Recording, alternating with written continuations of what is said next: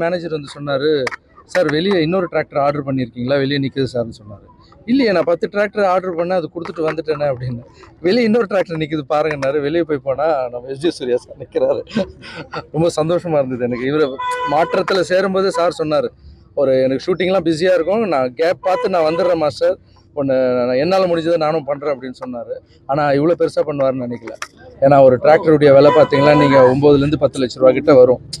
So அவருடைய சொந்த செலவில் இந்த டிராக்டரில் நான் ₹1 கூட போடல. அவருடைய சொந்த செலவில் அந்த டிராக்டருக்கு அனுப்பி, அந்த டிராக்டர் கம்பெனிக்கு அனுப்பி, அவரே அதை புக் பண்ணி என் வீட்டாண்ட இடத்துல நிற்க வச்சு ரொம்ப சந்தோஷம். அவர் சொன்னார், நீங்கள் போய் உங்கள் கையால் கொடுத்துருங்க மாஸ்டர்னு. ஐயோ, மாற்றத்தினுடைய அழகு என்னென்னா, யாரெல்லாம் ஹெல்ப் பண்ணணும்னு நினைக்கிறாங்களோ என் கையில் கொடுத்து ஹெல்ப் பண்ணுறது இல்லை சார், அவங்கவுங்க கையாலேயே பண்ண வைக்கணும். இதுக்கு அக்கௌண்ட்டுனே ஒன்றும் இல்லை, கஜானா இருந்தால் தான் எல்லாம் கை வைப்பாங்க, இதுக்கு கஜானாவே இல்லை.